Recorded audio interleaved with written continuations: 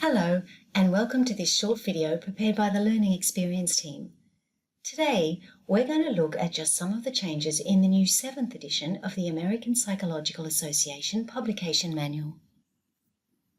In this video, we'll be looking at a number of basic elements of APA style. We'll take a look at the guidelines for formatting student papers, including the new standards for heading styles and tables and figures. We'll also learn about writing using bias-free, gender-neutral language. And then we'll take a look at the guidelines for in-text references and reference lists. In APA 7th edition, there are some minor changes to the presentation requirements for student papers. First, unless instructed otherwise by your lecturer, assignments no longer include a running head. So this means that for student papers, your title page should only include the page number 1 in the top right-hand corner of the page.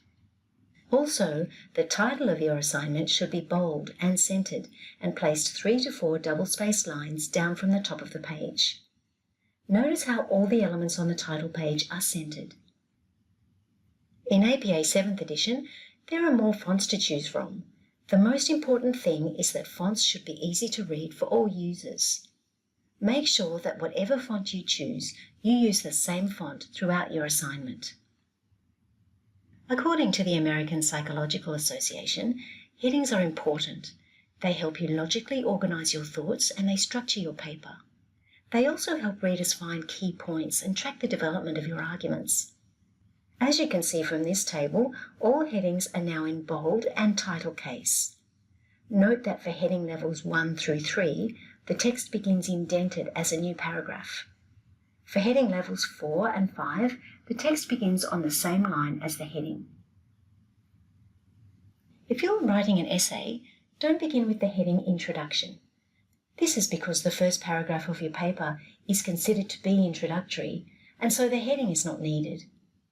Also, note that all section labels are now in bold, so that means that your abstract and references headings will now be in bold. In APA 7th edition, tables and figures are now formatted in the same way. Each table and figure should be given a title that is clear and explanatory and aligned to the left margin. You'll see from this figure that the heading Figure and the number 1 are bold. This applies to tables too. You can see also that the title is in title case and italics, just like tables. Figures also now have notes instead of a caption. This also is formatted in the same way as tables. APA 7th edition has updated their guidelines for writing about people with inclusivity and respect. Before the 7th edition, people were limited to the use of she and he when referring to others in academic writing. For example, each student should complete his or her assignment by the due date. But this sentence makes assumptions about the gender of students, which may not necessarily be accurate. A more inclusive, gender-neutral way of writing about people uses the singular they. For example, each student should complete their essay by the due date. Using the singular they used to be frowned on in academic writing, but it's now endorsed as part of APA style because it's inclusive of all people and it helps writers avoid making assumptions about gender. The singular they should be used in 2 main instances. A, when referring to a generic person whose gender is unknown or irrelevant to the context. And B, when referring to a specific known person who uses they as their pronoun. If you're writing about a specific known person, always use that person's pronoun. It might be he, she, or they. If you're not sure, ask them what designation they prefer and use that language. So if a person uses she or he, you must use that pronoun. Do not use they. And similarly, if a person uses they, don't use he or she. Here are some examples of bias-free language. In the first example, Jai is a non-binary person. He, she is studying science at university. A gender-neutral and preferred way of writing about Jai is Jai is a non-binary person. They are studying science at university. And again, Every individual is unique. He or she has strengths and weaknesses. A preferred and more respectful way of writing about people is every individual is unique. They have strengths and weaknesses. And so on. When you're writing about people, it's important to talk about them with respect. And it's a good idea to use the language that people use to describe themselves. In general, descriptive phrases are preferred over using adjectives as nouns to describe people. So, for example, instead of the elderly, older adults is preferred. And instead of the homeless, people who are homeless is more respectful. When reporting age, precise age ranges are preferred over broad, open-ended definitions.